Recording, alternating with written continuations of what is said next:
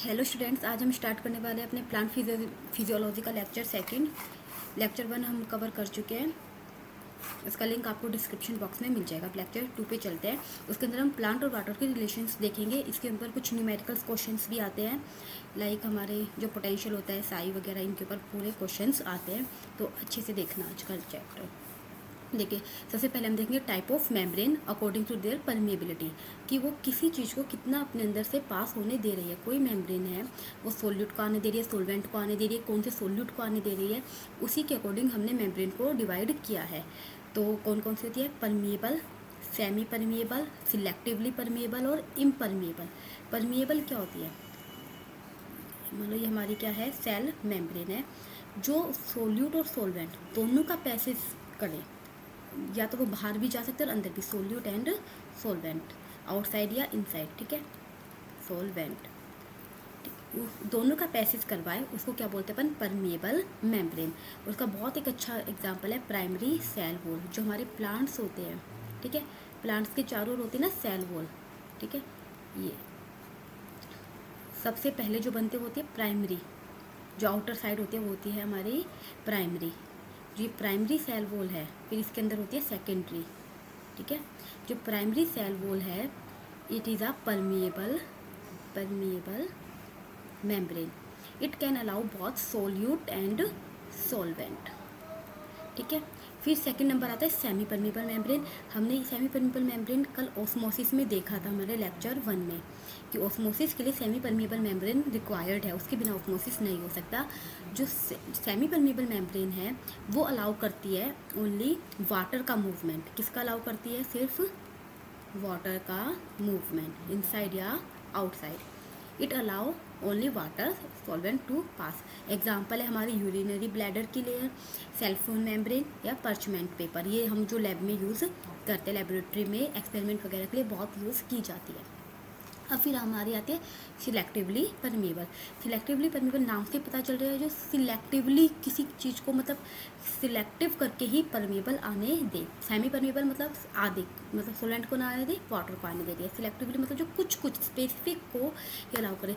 Solvent को तो allow करती है, लेकिन स्पेसिफिक सोल्यूट को ही अलाउ करेगी। लाइक प्लाज्मा मेम्ब्रेन, ऐसा नहीं है प्लाज्मा मेम्ब्रेन में जो मनाया सोल्यूट एंटर हो रखा है, ये कुछ स्पेसिफिक सोल्यूट को ही एंटर करने देती है। टोनोप्लास्ट वैक्यूल की जो लेयर होती है, ठीक है।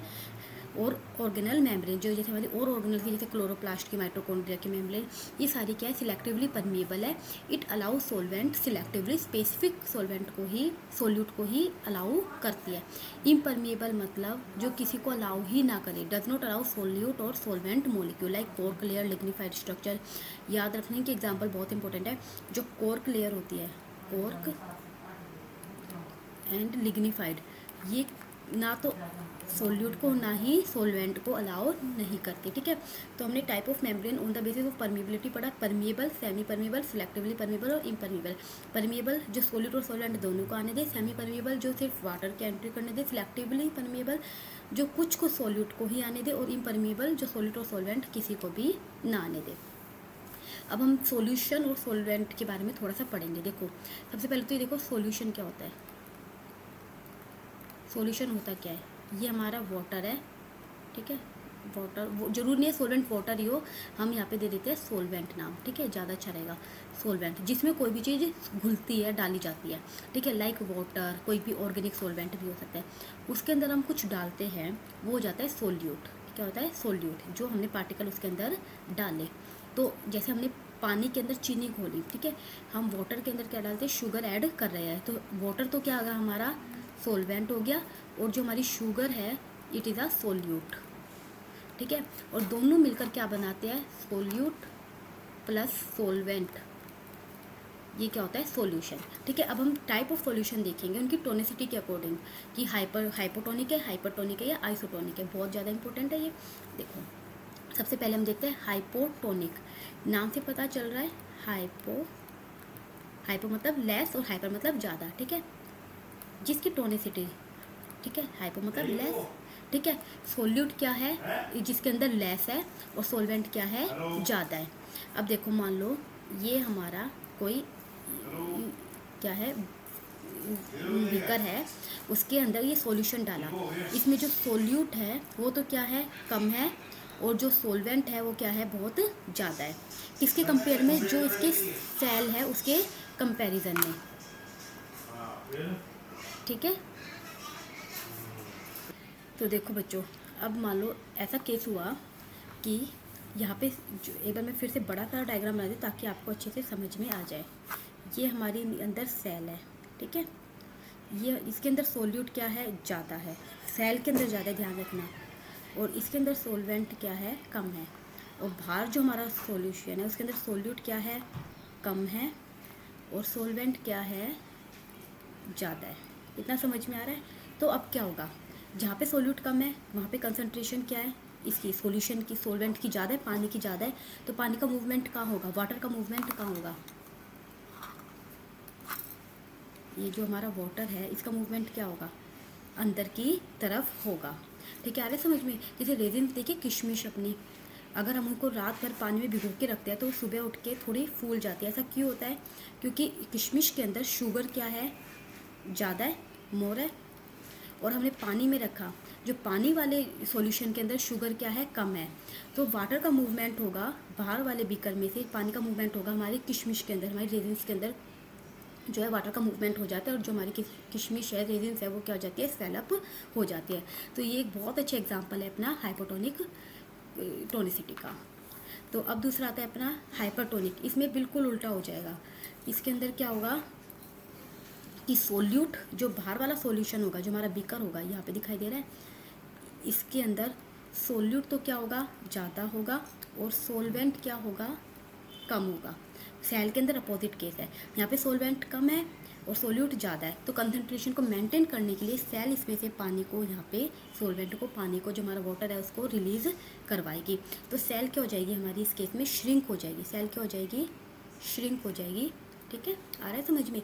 ये जैसे हम पिकल्स देते हैं, अचार वगैरह डालते हैं अपना, उसके अंदर क्या होता है, देखा है, हम उसके अंदर बहुत ज़्यादा ऑयल या विनेगर वगैरह डाल के रखते हैं, क्यों, ताकि जो बैक्टीरिया है, बैक्टीरिया के अंदर मान लो वाटर की कंसंट्रेशन ज़्यादा है, जो भी माइक्रोब्स है उनका वाटर यहाँ से निकल जाए और उनकी डेथ हो जाए, सेल उनकी क्या हो जाए, श्रिंक हो जाए, उनकी डेथ हो जाए, और वो हमारे अचार को या पिकल्स को ख़राब ना करे।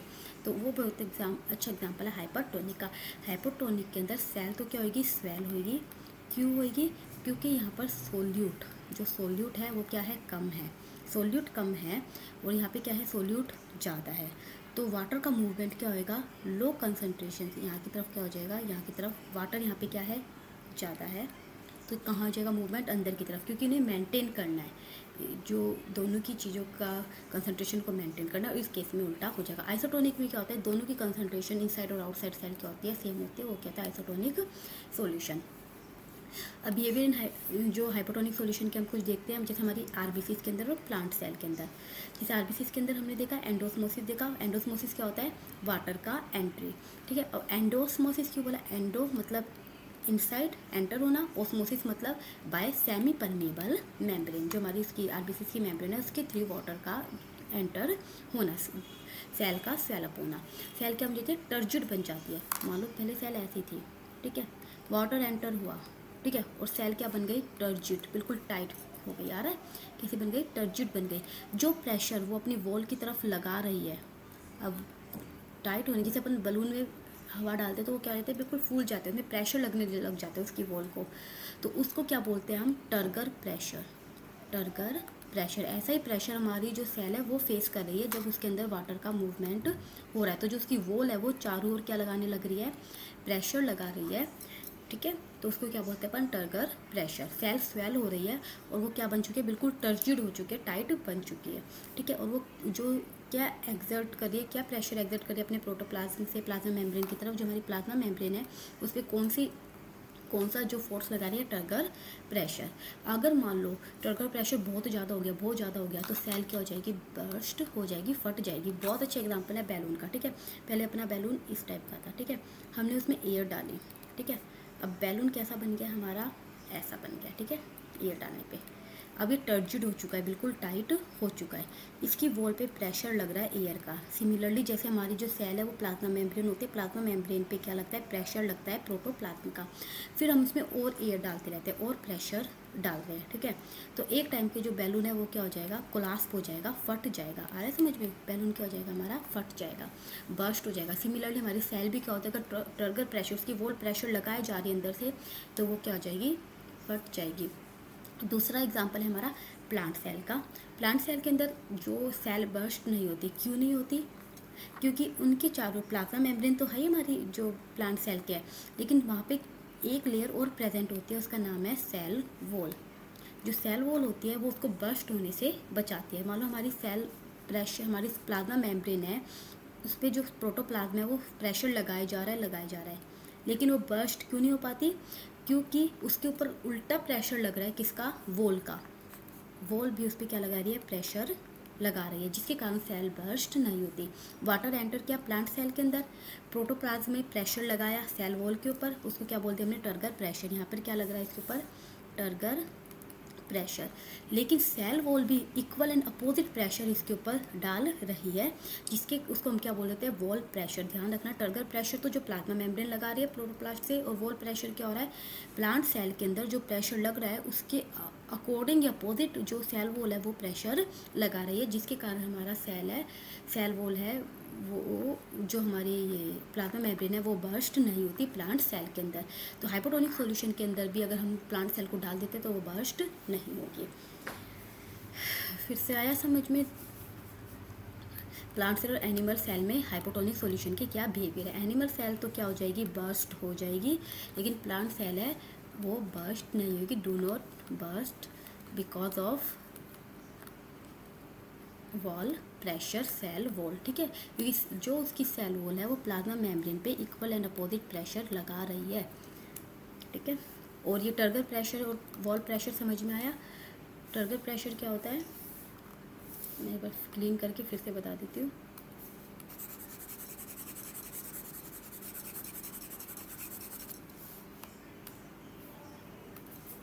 सीधी सी बात है, ये हमारी क्या है,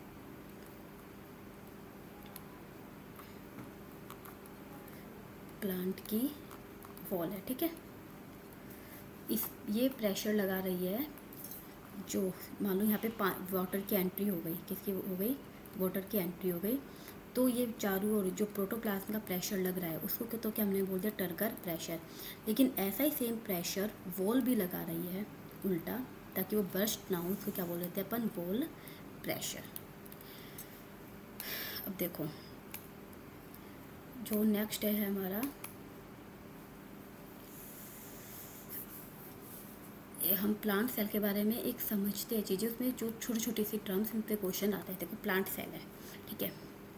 प्लांट सेल में सबसे पहले मान लो सेल वॉल होती है, फिर प्लाज्मा मेम्ब्रेन होती है।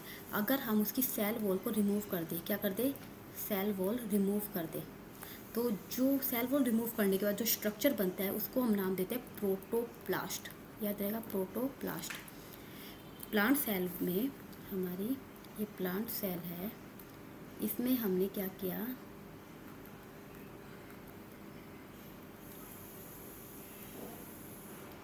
सेल वॉल को रिमूव कर दिया, सेल वॉल रिमूव, ठीक है। तो जो स्ट्रक्चर बनता है उसको हम क्या बोल देते हैं, प्रोटोप्लास्ट। क्या बोलते हैं, प्रोटोप्लास्ट। अब हम प्रोटोप्लास्ट में भी क्या करते हैं, प्लाज्मा मेम्ब्रेन को रिमूव कर देते हैं, खाली साइटोप्लाज्म रहेगा अंदर। क्या रह गया, ये साइटोप्लाज्म और ऑर्गेनल्स, ठीक है। और यहाँ पे रह गया साइटोप्लाज्म और क्या रह गया इसके अंदर, कुछ ऑर्गेनल्स, ठीक है। प्रोटोप्लाज्म में से हमने प्लाज्मा मेम्ब्रेन को भी क्या कर दिया, रिमूव कर दिया। प्लाज्मा मेम्ब्रेन को भी रिमूव कर देते हैं तो क्या रह गया, साइटोप्लाज्म रिमूव रह गया, तो हम उसको क्या बोल देते हैं, साइटोप्लाज्म, ठीक है। साइटोप्लाज्म, अगर हमने क्या रिमूव कर दिया, प्लाज्मा मेम्ब्रेन, ठीक है, प्लाज्मा मेम्ब्रेन रिमूव। अब साइटोप्लाज्म में भी दो चीज़ें, एक तो साइटोप्लाज्म है ही हमारा, और क्या है, न्यूक्लियस और ऑर्गेनल्स है, ठीक है। अगर हमने यहाँ पे अगर अपन प्रोटोप्लास्ट में से प्लाज्मा मेम्ब्रेन रिमूव करते हैं तो उसको हम क्या बोल देंगे, प्रोटोप्लाज्म। प्रोटोप्लाज्म क्या बोलते हैं, प्रोटोप्लाज्म। अब प्रोटोप्लाज्म में से भी अब यहाँ पे दिखाई दे रहा है प्रोटोप्लास्ट में से प्लाज्मा मेम्ब्रेन को हटाया तो क्या बच गया हमारा प्रोटोप्लाज्म। प्रोटोप्लाज्म में से भी हम क्या रिमूव कर देते हैं, न्यूक्लियस। क्या रिमूव कर दिया, न्यूक्लियस रिमूव कर दिया। यहाँ पे मान लो एक न्यूक्लियस था, उसको हटा दिया हमने, ठीक है। अब क्या बचा, साइटोप्लाज्म और सेल ऑर्गेनल्स। तो उसको हम क्या बोल देते हैं, साइटोप्लाज्म। और साइटोप्लाज्म में से फिर हमने ऑर्गेनल्स भी रिमूव कर दिया तो उसको क्या बोल देते हैं हम, साइटोसोल। समझ में आया। प्लांट सेल है, प्लांट सेल में से सेल वॉल हटाई, क्या बताई, सेल वॉल रिमूव करी तो हमारा क्या बन गया, प्रोटोप्लास्ट। प्रोटोप्लास्ट में से क्या रिमूव करी, plasma membrane. Plasma membrane, protoplast क्या है, सेल विदाउट सेल वॉल, मतलब सेल वॉल नहीं है, ठीक है। प्रोटोप्लास्ट में से अगर हमने प्लाज्मा मेम्ब्रेन भी हटा दी तो क्या बच गया, खाली प्रोटोप्लाज्म। प्रोटोप्लाज्म में से हमने अब न्यूक्लियस हटा दिया, क्या बचा, हटा दिया, न्यूक्लियस हटा दिया तो क्या बच गया, सिर्फ साइटोप्लाज्म। साइटोप्लाज्म में से हमने ऑर्गेनल्स ही हटा दिए तो जो नाम देंगे उसको क्या बोलेंगे, साइटोसोल, जहाँ पे ग्लाइकोसिस होती है। तो सारी टर्म प्रोटोप्लास्ट, प्रोटोप्लाज्म, साइटोप्लाज्म और साइटोसोल, ये 4 नए टर्म्स है, बिल्कुल ध्यान रखने। प्रोटोप्लास्ट क्या है, जिसके अंदर सेल वॉल प्रेजेंट नहीं है, सेल वॉल अब्सेंट। प्रोटोप्लाज्म क्या है, जिसके अंदर प्लाज्मा मेम्ब्रेन ही नहीं है, प्लाज्मा मेम्ब्रेन अब्सेंट, ठीक है। साइटोप्लाज्म क्या है, प्रोटोप्लास्ट क्या है, जिसमें से हमने प्लाज्मा मेम्ब्रेन, प्रोटोप्लाज्म। प्रोटोप्लाज्म क्या है, जिस ऐसा साइटोप्लाज्म जिसके अंदर न्यूक्लियस ही नहीं है। और साइटोप्लाज्म क्या है, ऐसा जो जिसके अंदर ऑर्गेनल्स ही नहीं है, उसको क्या बोलते हैं, साइटोसोल। अब देखो, अब हम देखते हैं बर्स्टिंग कंडीशन क्या होती है, ठीक है। देखो कुछ नए टर्म्स हो रहा है, प्लाज्मोटाइसिस, गोस्ट आरबीसी और साइटोसोल, ठीक है। एक बार मैं ये फिर से कर देती, थोड़ा कंफ्यूजन हो गया था ना इसके अंदर। देखो एक बार ये फिर से देख लो सारा। अगर हम प्लांट सेल है उसमें से सेल वॉल को हटा देते हैं तो उस कंडीशन में उसको क्या बोलते हैं, प्रोटोप्लास्ट। प्रोटोप्लास्ट क्या है, प्लांट सेल वॉल जिसके अंदर सेल वॉल क्या है, अब्सेंट है, ठीक है।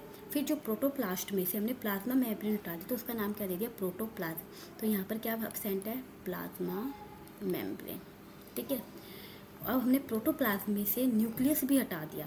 प्रोटोप्लास्ट के पास अब क्या है, प्लाज्मा मेम्ब्रेन थी और न्यूक्लियस था और सेल ऑर्गेनल्स थे, ठीक है, न्यूक्लियस और सेल ऑर्गेनल्स। अब हमने प्लाज्मा मेम्ब्रेन हटा दी, अब आ रहा है समझ में। अब इस केस में प्रोटोप्लाज्म में से हमने प्लाज्मा मेम्ब्रेन हटा दी प्रोटोप्लास्ट में से, तो प्रोटोप्लाज्म बन गया। प्रोटोप्लाज्म में क्या है, साइटोप्लाज्म है और न्यूक्लियस है, ठीक है। अब हमने न्यूक्लियस भी हटा दिया, क्या हटा दिया, न्यूक्लियस भी रिमूव कर दिया तो क्या वो बच गया, साइटोप्लाज्म। अब साइटोप्लाज्म में क्या है, न्यूक्लियस तो साइटोप्लाज्म तो है ही, प्लस में सेल ऑर्गेनल्स, तो उसको हमने क्या नाम दे दिया, साइटोसोल, ठीक है। अब ये देखो बच्चों, जो प्लाज्मोटाइसिस क्या होता है, जो सेल जैसे एनिमल सेल आरबीसी से हमने पढ़ा, आरबीसी, ठीक है, इसके अंदर क्या हो रहा है, उसको हमने हाइपोटोनिक सॉल्यूशन में रखा, इसमें रखा हाइपोटोनिक, उसमें अंदर वाटर की एंट्री हो गई और जो आरबीसी है वो क्या हो गई, बर्स्ट हो गई, ठीक है, फट गई। आरबीसी क्या हो गई, बर्स्ट हो गई। उसको क्या हम बोलते हैं, प्लाज्मोटाइसिस, ठीक है, प्लाज्मोटाइसिस। गोस्ट आरबीसी से क्या होता है, अगर हमने उसको क्या करा, जो सेल मेम्ब्रेन है, ब्लड सेल्स है, उनकी जो उन्होंने लॉस ऑफ हीमोग्लोबिन कर दिया, अरे तो एम्प्टी मेम्ब्रेन बच गई, खाली एम्प्टी मेम्ब्रेन बच गई, तो उसको हमने क्या बोल दिया, गोस्ट आरबीसी, गोस्ट आरबीसी। और साइटोसोल अभी हमने देखा ही है, जिसके अंदर ना तो ऑर्गेनल्स प्रेजेंट है ना न्यूक्लियस प्रेजेंट है, खाली एक साइटोप्लाज्म, मतलब एक जो लिक्विड सा यहाँ पर बचा हुआ है, उसका हमने क्या बोल दिया, साइटोसोल, जहाँ पे ग्लाइकोसिस होती है। अभी देखो बच्चों, ये जो इस पे क्वेश्चन आते हैं, ठीक है, देखो अब मान लो ये सेल है, ठीक है, और ये वॉल प्रेशर है,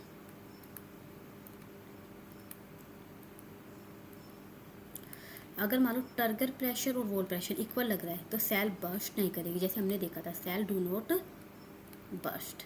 अगर मान लो यहाँ पे वो ये वाला प्रेशर, वॉल प्रेशर क्या हो गई, ज़्यादा हो गया, ये 10 हो गया और ये 5, ये बेचारी इसको नहीं रोक पाएगी, धक्का मारेगी और ये क्या हो जाएगी, बर्स्ट हो जाएगी। जब टर्गर प्रेशर ज़्यादा है as compare to wall pressure, तो जब क्या हो जाएगी, सेल बर्स्ट होएगी। और अगर मान लो वॉल प्रेशर ज़्यादा, टर्गर प्रेशर कम है, तो सेल हमारी प्लाज्मोलाइज्ड हो जाएगी, मतलब सिकुड़ जाएगी, ठीक है, आ रहा है समझ में, सेल हमारी क्या हो जाएगी, ऐसी सिकड़ी सिकड़ी सी हो जाएगी। जो प्लाज्मा मेम्ब्रेन है वो श्रिंक ऐसे, जो हमारी सेल है, सेल वॉल है, प्लाज्मा मेम्ब्रेन ऐसे श्रिंक हो जाएगी, ये यहाँ पे प्रेशर लगने की वजह से। ठीक है, तो ध्यान रखना, अगर turgor pressure wall pressure equal है तो सेल वॉल बर्स्ट नहीं होगी। टर्गर प्रेशर, अंदर का प्रेशर ज़्यादा आ रहा है, गुब्बारे में अंदर से प्रेशर ज़्यादा डाल रहे हैं तो सेल बर्स्ट हो जाएगी। गुब्बारे के हमने बाहर से प्रेशर डाला और हवा निकालते गए तो सेल क्या हो जाएगी, प्लाज्मोलाइज्ड हो जाएगी, वो भिज जाएगी। अब बैलून का एग्जाम्पल बहुत अच्छे से है, दोनों तरफ अंदर से भी सेम वो पावर लग रही है और बाहर से भी, तो वो जो हमारा बैलून है वो ब्रश नहीं होगा। अपन ने बहुत ज़्यादा एयर उसमें डाली तो क्या आएगी, वो एक टाइम पे ब्रश हो जाएगी। मतलब अंदर का टर्गर प्रेशर ज़्यादा लग रहा है, बाहर वाला वॉल प्रेशर नहीं लग पा रहा। और इन केस मान लो वॉल प्रेशर बाहर से हमने उसको बहुत ज़्यादा भींच दिया, ठीक है, कंटेनर डाल के भींचते गए, उसकी हवा निकलती गई, आ रहा है समझ में, और वो क्या जाएगा, बैलून श्रिंक होता चला जाएगा, तो हमको क्या बोलेंगे, वो क्या हो गया, प्लाज्मोलाइज्ड। अब ये देखो, एनिमल सेल इन हाइपरटोनिक में, अभी तक हमने क्या देखा था, हाइपोटोनिक में डाला था आरबीसी को, और प्लांट को भी हमने हाइपोटोनिक में डाला था। अब हम किस में डालेंगे, हाइपरटोनिक सॉल्यूशन में। ठीक है, हाइपरटोनिक सॉल्यूशन में क्या होता है, सेल में से, जो सेल है उसमें से वाटर निकलने लग जाता है, क्या हो जाता है, वाटर आउटसाइड चला जाता है, तो वो क्या हो जाएगी, श्रिंक हो जाएगी, आ रहा है, क्या आ रहा है, श्रिंक हो जाएगी। लेकिन श्रिंक तो होगी, आ रहा है, लेकिन वो कभी भी प्लाज्मोलाइज नहीं होगी। प्लाज्मोलाइज होने के लिए उसके चारों बाउंड्री होनी चाहिए सेल वॉल की। ठीक है, यहाँ पे कोई बाउंड्री है सेल वॉल की, नहीं है, एनिमल सेल के पास सेल वॉल नहीं होती, तो अपन उस केस में उसको प्लाज्मोलाइज्ड नहीं बोल सकते। आ रहा है समझ में, एनिमल सेल के पास रिजिड सेल वॉल नहीं है तो वो ट्रू प्लाज्मोलिसिस उसके अंदर नहीं होगी। टर्गर प्रेशर इसके अंदर क्या हो जाएगा, जीरो हो जाएगी। जब वाटर बाहर निकल रहा है तो अंदर कोई प्रेशर, अंदर ही प्रेशर लगा रही, वो प्रेशर लगा ही नहीं रही, बाहर से प्रेशर लगा ही नहीं पा रही, इसके कारण टर्गर प्रेशर क्या हो जाएगा, जीरो हो जाएगा। तो एनिमल सेल हाइपरटोनिक सॉल्यूशन में टर्गर प्रेशर जीरो, सेल क्या हो जाएगी, श्रिंक हो जाएगी। प्लांट सेल का क्या होगा, हाइपरटोनिक सॉल्यूशन में, हाइपरटोनिक में वाटर बाहर निकल रहा है, सेल बिल्कुल भिज जाएगी और क्या हो जाएगी, प्लाज्मोलाइज हो जाएगी। वो अपनी जो यहाँ पे चारों लग रही थी उसे धीरे धीरे डिअटैचमेंट हो जाएगा प्लाज्मा मेम्ब्रेन का, और हमारी जो सेल है वो एक श्रिंक होते हुए कोने में आ जाएगी। Detachment of plasma membrane from cell wall is unique to the plant. मतलब कहने का मतलब है कि जब हमने हाइपोटोनिक में डाला, किस में डाला, हाइपोटोनिक में, एनिमल सेल को और प्लांट सेल को, ठीक है, तो ये तो क्या हो गई, बर्स्ट हो सकती है। अगर सेल करेगी तो एनिमल सेल बर्स्ट हो सकेगी क्योंकि सेल वॉल नहीं है चारों ओर और वो फट जाएगी। प्लांट के पास सेल वॉल है तो ये बर्स्ट नहीं करेगी, डू नॉट बर्स्ट। अगर हम इनको किस में डालते हैं, हाइपरटोनिक, किस में डालते हैं, हाइपरटोनिक में डालते हैं, तो जो एनिमल सेल है, प्लांट सेल, वो श्रिंक हो जाएगी, लेकिन प्लाज्मोलाइज्ड नहीं बोल सकते क्योंकि सेल वॉल नहीं है, तो do not, no plasmolysis, no plasmolysed cell. लेकिन प्लांट सेल है, उसके चारों सेल वॉल है, वो उसे डिटैच होके होके होके धीरे से उड़ जाएगी और अपन उसको कंडीशन में क्या बोल देते हैं, वो क्या हो गई, प्लाज्मोलाइज्ड सेल बन गई है। अभी देखो, जो 3 प्रोग्रेसिव स्टेज होते हैं प्लाज्मोलिसिस की, लिमिटेड, इंसिपिएंट और एविडेंट, LIEC याद रखना, इसके ऊपर ना क्वेश्चन आया हुआ है, ठीक है। तो इसकी मतलब कि पहले कौन सा होता है, फिर कौन सा होता है, फिर कौन सा होता है, कि इवेंट है, स्टेप है, सबसे पहले ये होता है, फिर ये होता है, और फिर ऐसे होता है जब प्लाज्मोलिसिस होती है, ठीक है। सबसे पहले ध्यान रखना, जब सेल, जो हमारी मान लो ये हमारी है प्लांट की सेल वॉल, ठीक है, इतनी सुंदर नहीं बनी है,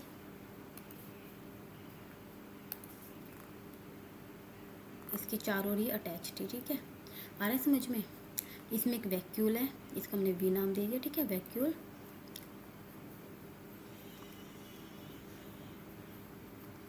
ठीक है, अब सबसे पहले ध्यान रखना, वाटर मूव सबसे पहले कहाँ से निकलेगा, out of the cytoplasm into the hypertonic solution. सबसे पहले जो साइटोप्लाज्म में से वाटर निकलेगा, आ रहा है समझ में, सबसे पहले कहाँ से निकलेगा, वाटर साइटोप्लाज्म में से निकलेगा जब हम सेल को किसके अंदर डाल देते हैं, एक हाइपरटोनिक सॉल्यूशन के अंदर डाल देते हैं, ठीक है। वो उसमें से निकला, सेल की वॉल्यूम डिक्रीज़ हुई, थोड़ी थोड़ी डिक्रीज़ हो गई और सेल वॉल से वो अटैच होने लग गई थोड़ा थोड़ा, लेकिन अभी भी वो उसके कॉन्टैक्ट में है। फिर इंसिपिएंट आता है, उसके अंदर जो वैक्यूल है उसमें से भी वाटर निकलने लग जाता है, पता है ना, इसके अंदर बहुत बड़ा वैक्यूल होता है, हमारी प्लांट सेल के अंदर, तो वाटर उसमें वैक्यूल से में भी निकलने लगेगा, प्रोटोप्लाज्म और श्रिंक होएगा और वो सेल वॉल है वो कॉर्नर में से निकलने लग जाएगी। अब टर्गर प्रेशर बिल्कुल जीरो हो चुका है, सेल अपनी जगह छोड़ती जा रही है। अब एविडेंट में क्या हो जाएगा, बहुत ज़्यादा प्रोटोप्लाज्म का श्रिंकेज हो जाएगा, प्लाज्मा मेम्ब्रेन फुल्ली डिटैच हो जाएगी। प्लाज्मा मेम्ब्रेन क्या हो जाएगी, फुल्ली डिटैच हो जाएगी और एक तरफ कोने में, मतलब एक तरफ यहाँ पर बिल्कुल डिटैच होकर आ जाएगी। ठीक है, इसको क्या बोलते हैं हम, एविडेंट प्लाज्मोलिसिस। और इसके अंदर टर्गर प्रेशर नेगेटिव होता है, मतलब उसके ऊपर ही प्रेशर लगे जा रहा है, उस लगाने की जगह उल्टा ही प्रेशर लग रहा है, तो इस केस में क्या हो जाएगा, टर्गर प्रेशर नेगेटिव होता है। तो हमने LIE लाए से याद रखा। लिमिटिंग प्लाज्मोलिसिस सबसे पहले होती है, फिर इंसिपिएंट होती है और फिर एविडेंट होती है। लिमिटिंग में क्या होता है, साइटोप्लाज्म में से निकलेगा, लेकिन सेल ने अभी अपनी जगह नहीं छोड़ी, प्लाज्मा मेम्ब्रेन ने वो सेल वॉल के चिपकी हुई है। इंसिपिएंट में क्या होता है कि वैक्यूल में से भी निकलने लग जाता है जो वाटर है, तो वो सेल थोड़ा थोड़ा श्रिंक हो जाएगी और कॉर्नर में से अपनी जगह छोड़ देगी। एविडेंट में क्या होता है, वो सेल बिल्कुल श्रिंक हो जाएगी और एक सेंट्रल बॉल की तरह आ जाएगी। अब ये देखो, एक होता है, ये भी इम्पोर्टेंट है बच्चों, वाटर पोटेंशियल कॉन्सेप्ट जो 5 है। देखो हाँ, आइसोटोनिक कंडीशन और देख लेते हैं। इसके अंदर क्या होता है, ना तो वाटर अंदर जाता है बाहर जाता है, क्योंकि दोनों तरफ ही क्या होता है, सोल्यूट और सोलवेंट की कंसंट्रेशन सेम होती है। इसको हम बोलते हैं फ्लैसिड। क्या बोलते हैं, सेल की कंडीशन हो गया बोलते हैं फ्लैसिड। ठीक है, फूड प्रिजर्वेशन वगैरह में ये काम देती है। अब वाटर पोटेंशियल का कॉन्सेप्ट क्या है बच्चों, ये देखो, प्योर वाटर है एकदम, कुछ भी ऐड नहीं है उसके अंदर। ठीक है, उस केस में उसका वाटर पोटेंशियल क्या है, 0। आ रहा है समझ में, कितना है, 0। मान लो 100 वाटर के मॉलिक्यूल फ्री है, 100 वाटर मॉलिक्यूल एकदम फ्री है, मूव कर रहे हैं। ठीक है, मैंने उसमें 2 शुगर डाल दी, क्या डाल दी, 2 शुगर, तो क्या हुआ, 2 वाटर के मॉलिक्यूल किससे कनेक्ट हो गए, 2 शुगर के मॉलिक्यूल से। अब कितने फ्री रह गए, 98 वाटर मॉलिक्यूल है वो क्या रह गए, फ्री। ये चीज़ समझ में आ रही है।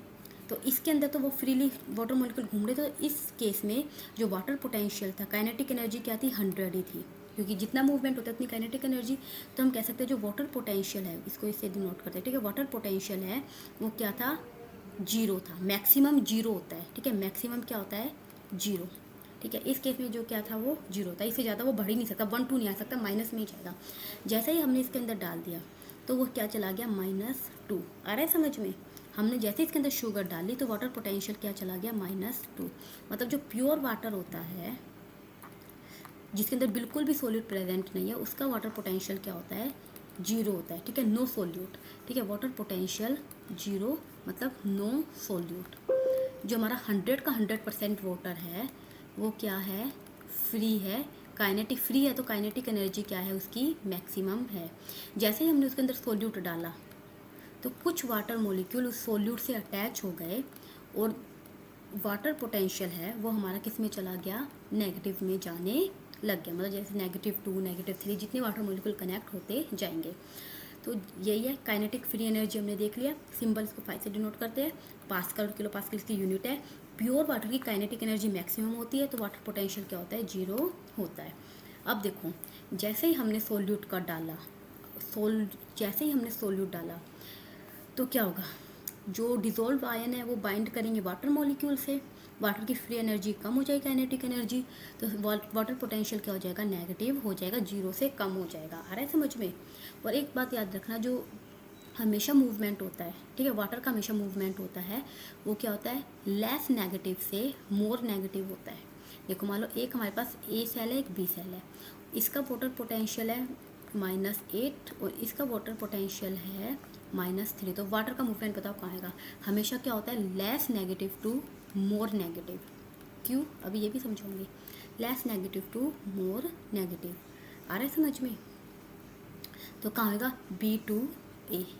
ऐसा क्यों हुआ, क्योंकि हमें इतना पता है जहाँ पे ज़्यादा नेगेटिव है वहाँ पे क्या है, सोल्यूट भी क्या है, ज़्यादा है। सोल्यूट क्या है, ज़्यादा है, यहाँ पे सोल्यूट क्या है, कम है। अब कंसंट्रेशन मेंटेन करनी पड़ेगी, यहाँ पे सोल्यूट कम है तो यहाँ से वाटर कहाँ जाएगा, यहाँ पर जाने लग जाएगा। बी के पास सोल्यूट कम है तो ए के पास ज़्यादा है, तो वाटर का मूवमेंट कहाँ हो जाएगा, यहाँ की तरफ होने लग जाएगा।